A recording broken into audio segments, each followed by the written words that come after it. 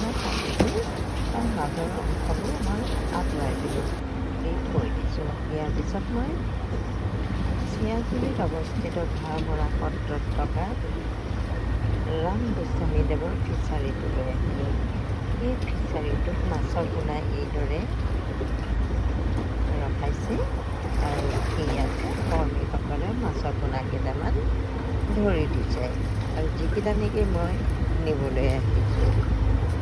এইদৰে নেটখনেৰে মাছৰ পোনাকেইটা ধৰাৰ পাছত চাবচোন, হাতটোৰে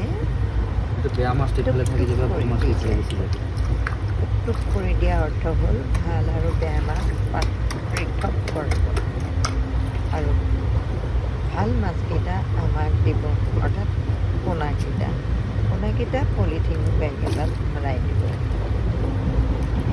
পলিথিন বেগটোত ভৰোৱাৰ পিছত অলপ পানী তাত দি দিব আৰু পানী দিয়াৰ পিছতে ব্লু ডাই অকণমান লগাই দিব। ইয়াৰ ডাই লগোৱাৰ অৰ্থ হ'ল মাছত অৰ্থাৎ পোনাকেইটাত ঘাঁহ নালাগে আৰু পোনাকেইটা পলিথিনত ভৰোৱাৰ পিছতে ইয়াত অক্সিজেন দিছে। অক্সিজেন আমাৰ জীৱকুলৰ কাৰণে অপৰিহাৰ্য। আমি উশাহ নিশাহ ল'বই লাগিব, উশাহ নিশাহতেই প্ৰাণ থাকে। আৰু মই মাছৰ পোনাকেইটা লৈ ঘৰলৈ আহিলোঁ। ঘৰলৈ অহাৰ পিছত পিছফালে থকা কণমানি পুখুৰীটোৰ চাওকচোন কেনেদৰে সৰু সৰু কণীবোৰে ভৰ্তি হৈ আছিল।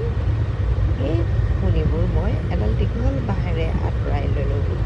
আঁতৰোৱাৰ পিছতে কণীবিলাক এখন প্লাষ্টিকৰ সৰু সৰু ছিদ্ৰ থকা ট্ৰে এখনেৰে মই আঁতৰাই পেলালোঁ, কাষতে থৈ দিছোঁ আৰু এইবিলাক পিছলৈ উপচিবলৈ কামত আহিব। আৰু এতিয়া মই সেই পলিথিনত অনা পোনাকেইটা অৰ্থাৎ মাছৰ পোনাকেইটা মই পুখুৰীটোত এৰি দিব পাৰোঁ আৰু এৰি দিছোঁ। দুটা নে তিনিটাহে মাত্ৰ বেয়া হোৱা যেন লাগিছে, কিন্তু অৱশ্যে সেইকেইটাও ভাল হৈ গুচি গৈছে। এতিয়া চাওঁ, মই কণী যাব নোৱাৰাকৈ অৰ্থাৎ গোটেইখিনি কণী ভৰ্তি হৈ নাথাকিবলৈ বাঁহেৰে মই বেৰি দিছোঁ আৰু সেই যে থাৰ্মকল টুকুৰা মই এইদৰে কণীৰ মাজত এৰি দিছোঁ। মাজত কণীবোৰ নভৰে, দেখিছেনে বাৰু?